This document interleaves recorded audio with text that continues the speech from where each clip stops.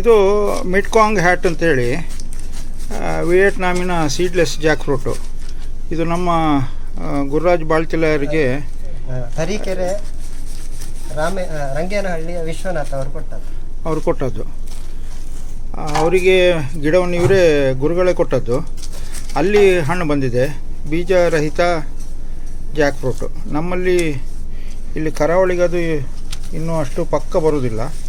4 ವರ್ಷದಲ್ಲಿ ಹಣ್ಣು ಬಂದಿದೆ.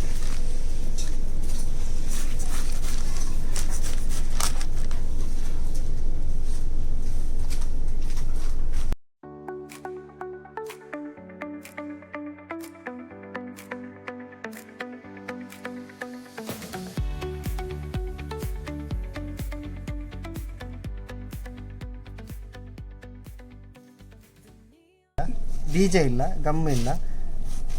ಮಿಟ್ ಅಂತ ಹೇಳಿದರೆ ಹಲಸು, ಕಾಂಗ್ ಅಂತ ಹೇಳಿದರೆ ಫ್ರೀ, ಹಟ್ ಅಂತ ಹೇಳಿದರೆ ಬೀಜ. ಇದೊಂದು ಸಣ್ಣ ಬೀಜ, ಇದು ಮೊಳಕೆ ಬರ್ತದೆ ಇಲ್ಲೋ ಗೊತ್ತಿಲ್ಲ.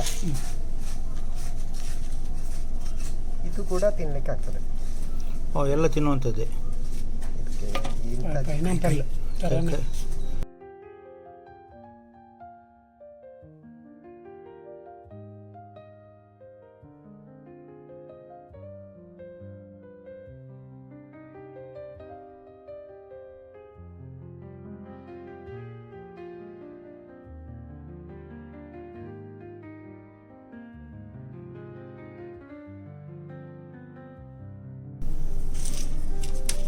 ಎಲ್ಲವೂ ತಿನ್ನೋದಲ್ಲ.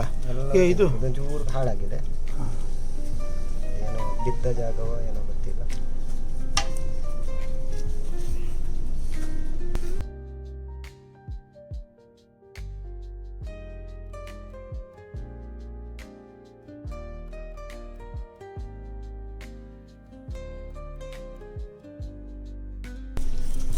ಅದಂದರೆ ಬರೀ ಚೂರು ಸಿಪ್ಪೆ ತೆಗೆದ್ರು ಸಾಕಿದು, ಎಂತ ಇಲ್ಲ, ಬಿಸಾಡಲಿಕ್ಕೆ ಏನಿಲ್ಲ. ಬರೀ ಒಂದು ಚೂರು ನಡುವಲ್ಲಿ ಗುಂಜಿ ಮಾತ್ರ ಬಿಸಾಡುವಂಥದ್ದು.